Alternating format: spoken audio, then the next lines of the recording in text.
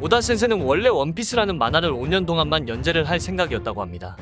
완결 내용은 이미 하지만 계속 캐릭터가 추가되고 이야기가 추가되면서 현재 20년 넘게 연재를 계속하고 있죠. 원피스 100권을 발행하는데 20년 넘게 걸렸는데 건강상 문제가 없다면 원피스 120권을 끝으로 2022년 기준으로 완결까지 3년 정도 남았다고 합니다. 그럼 대략 2025년 정도인 듯하죠. 드레스로자 편이 끝나고 루피의 사나이 적간이 모였을 때 그중 어디선가 익숙한 배가 보입니다. 맞습니다. 그건 바로 거북선입니다. 만화와 애니에서도 나왔는데 왜 갓순신의 배가 여기서 나온 걸까요? 그리고 최악의 세대는 원래 스토리에 없었다는 건 알고 계셨나요? 샤봉디 제도편을 구상할 때 새 캐릭터를 넣으면 어떠냐는 편집자의 조언이 오다 센세는 3시간 동안 9명의 초신성을 디자인에 등장시켰다고 합니다. 즉 급조 캐릭터라고 합니다. 근데 이렇게 후반부의 중요 인물이 될 줄 몰랐죠. 사실 조로의 초기 설정은 광대버기의 보디가드로 등장시킬 예정이었다고 합니다. 하지만 여러모로 생각한 끝에 결국 그만두었다고 하죠. 정말 신의 한 수네요. 원피스 찐덕후라면 팬더맨을 알고 계실 겁니다. 팬더맨은 이스터에그 캐릭터로 만화의 여러 부분에 등장하며 애니와 극장판에서도 많이 나왔다고 합니다. 원피스 보면서 팬더맨 찾는 재미도 있습니다. 루피가 해적이 되기 위해 떠나는 순간부터 정상전쟁이 끝나는 편까지 현실 세계에서는 약 12년이 걸렸지만 원피스 세계관에서는 겨우 4개월밖에 안 지난 게 매우 충격적입니다. 마치 짱구 나이가 20년이 지나도 계속 5살인 것처럼 역시 애니 세계관의 시간은 무척 느리나 봅니다. 만화 표지에서는 가끔 만화에 등장하지 않은 과거 캐릭터를 등장시켜 외전 스토리를 이어나가게 만듭니다. 봉쿠레가 마젤란과 대결한 후 살아남았으며 레벨 5.5 블록에서 오카마의 여왕이 되었다고 합니다.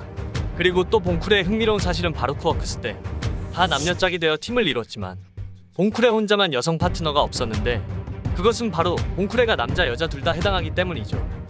상디는 도리와 브로기가 나왔던 섬에서 적에게 미스터 프린스라고 거짓말을 했습니다.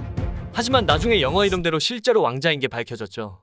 그는 자신이 노스블루에서 왔다고 선원들에게 말했을 때 오히려 놀림을 받았으며 나중에는 실제로 제르마 왕국의 왕의 아들이었다는 사실이 밝혀져 놀라움에 금치 못했죠.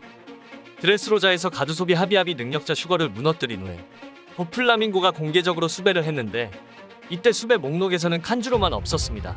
그것은 바로 칸주로가 나중에 배신자라는 걸 알려주는 떡밥이었습니다. 태양의 신 리카가 나오기 전에 이미 오다 센세는 오래전에 떡밥을 던졌었습니다. 하늘섬부터 태양의 신 리카 떡밥이 나왔었는데 하늘섬의 주민이 태양의 신을 언급하였고 루피가 축제 당시 캠프파이어 옆에서 춤을 춘 게 마치 이것은 후주우가 언급한 태양의 신 리카 모습을 똑 닮았습니다. 오다 센세가 원피스 초창기에 문수리공 남자를 그렸다고 합니다. 산적 히그마가 막힌 후에 술집을 나가면서 문짝을 부수고 나가 그걸 고치기 위해 오다 센세가 만든 이스터 에그 캐릭터라고 합니다. 팬더맨처럼 등장하며 부서진 문을 수리하게 만드는 캐릭터라고 하죠. 그리고 또 한 명 이스터 에그 캐릭터가 있습니다.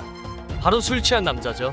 특징은 대머리에 항상 술 취한 사람인데 이분도 팬더맨처럼 원피스에서 많이 등장했다고 합니다. 그리고 프랑키가 스토리에 등장하기 전에 루피가 그린 그림에서 프랑키와 유사한 모습을 하고 있습니다. 이것도 오다 센세가 남긴 프랑키 떡밥이었죠. 근데 나미도 이렇게 그렸었는데 이건 무슨 의미일까요? 밀짚모자 일당 초기 설정에서도 징베의 모습이 보입니다. 징베는 루피를 만난 이후로 밀짚모자가 되려고 계획했지만 정상전쟁 사건 이후 세상이 바뀌어 어인섬을 위해 빅맘 해적들과 파트너십을 맺었습니다. 하지만 빅맘과의 맹세에서 벗어나 공식적으로 밀짚모자에 합류했죠. 루피의 가슴에 있는 X자 모양의 흉터는 정상전쟁 편에서 아카이누가 루피와 징베를 크게 다치게 했었을 때 생긴 것입니다. 하지만 오다는 루피가 정상전쟁 편보다 훨씬 앞서 이런 부상을 당할 것이라고 암시했죠. 애니메이션 223화에서 조로는 결국 루피를 공격하게 되는데 루피는 조로에게 X자 모양으로 가슴을 베이게 됩니다. 이 상처는 아물었지만 얼마 지나지 않아 아카이누가 루피에게 똑같은 모양의 영구적인 흉터를 남기게 하죠.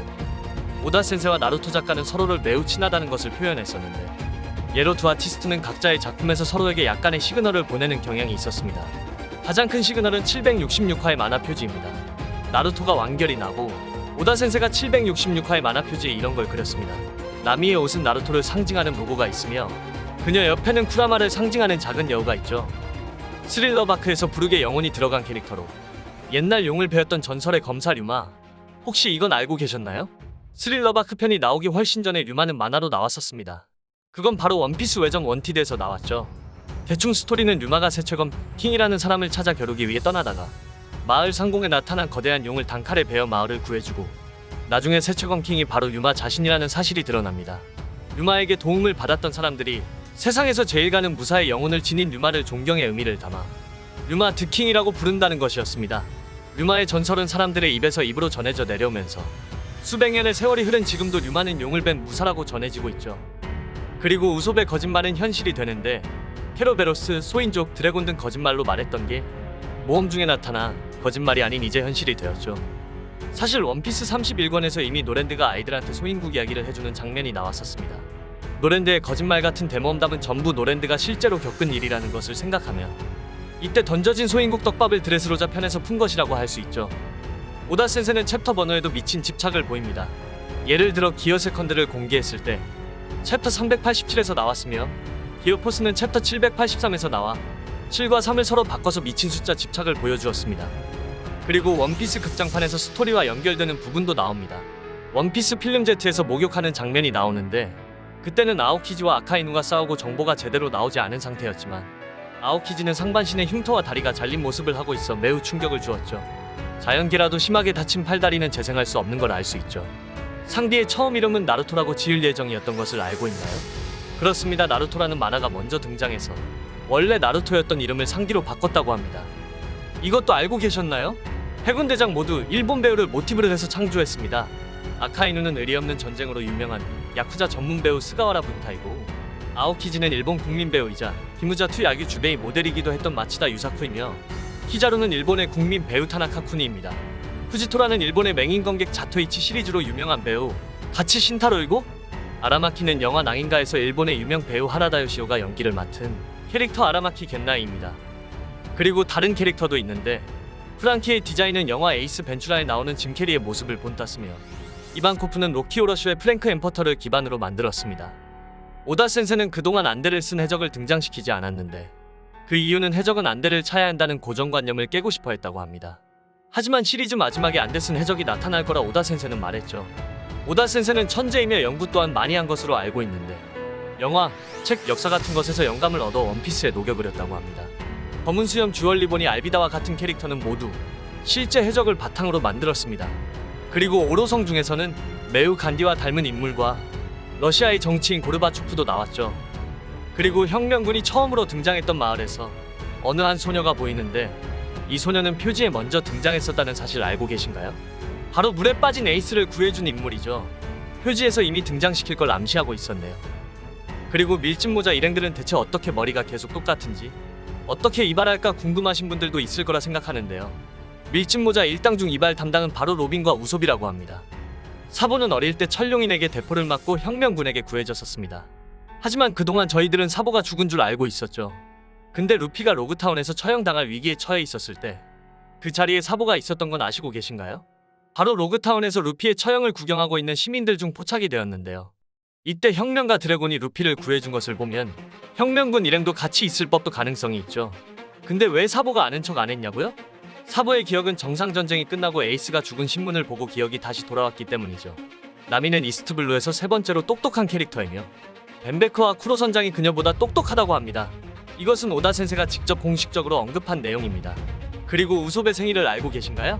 우솝은 4월 1일 날이 생일입니다. 그 이유는 거짓말을 잘하는 우솝의 이미지와 맞는 만우절이기 때문이죠.